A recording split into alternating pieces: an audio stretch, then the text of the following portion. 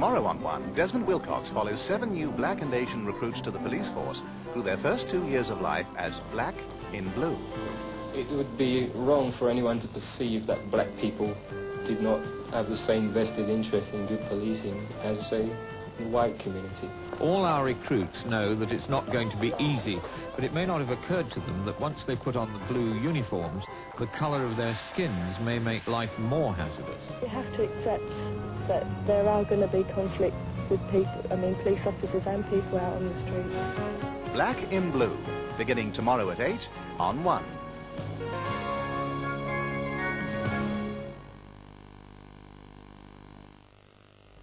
In 20 minutes, Miami Vice, with Crockett and Tubbs coming to the rescue when one of their own men, Switek, finds his gambling debts catching up with him and falls into the clutches of a ruthless and corrupt loan shark.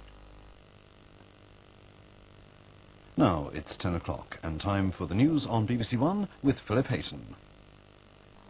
Police call for a veto over football matches where trouble is expected. The sports minister agrees, but Labour warn against the police being allowed to run sport. President Gorbachev accuses his May Day critics of pushing the Soviet Union towards an abyss.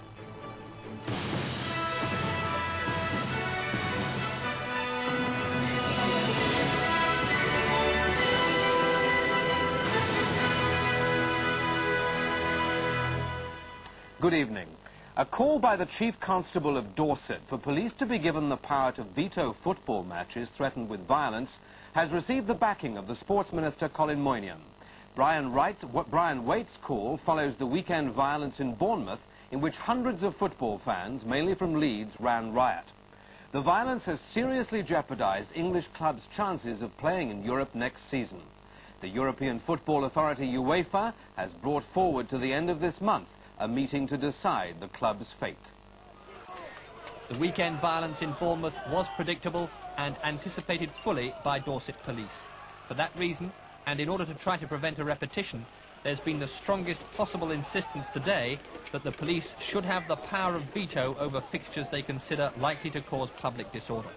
I've asked them on many occasions, and so did Superintendent Burns, my Assistant Chief Constable, to change the date. They refused to do this, apart from, in spite of the information that we gave them. I'm going to approach the Association of Chief Police Officers with a view to going to the Home Office to get this power. If you simply veto one match, then I think you have to look at the whole of the programme to see where that match could then be slotted back in. And my fear would be that you might just create more difficulties than you would solve. The Sports Minister, Colin Moynihan, is siding with Dorset police in the law and order row over match postponement. He's flying to Italy tonight to study World Cup preparations. Games must be postponed. Games must be moved to other times or indeed other days if the police fear that the sort of incidents that we saw this weekend may take place. So yes, I am very strongly supportive. I'm against the police running sport. It's not their job. Sport is a lawful occasion and therefore the police have a job to protect it. Up here in the Midlands, we had the West Midland Police in the FA Cup this year demanding that West Bromwich Albion and the Villa match be played on a Sunday. It's not their duty to do that. There's also disagreement between the two clubs involved about who should pay for the damage. Bournemouth say it must be Leeds. Leeds say they aren't responsible, that they tried everything within their power to prevent violence.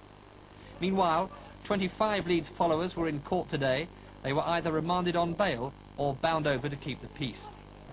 The international repercussions will be discussed at Wembley this Saturday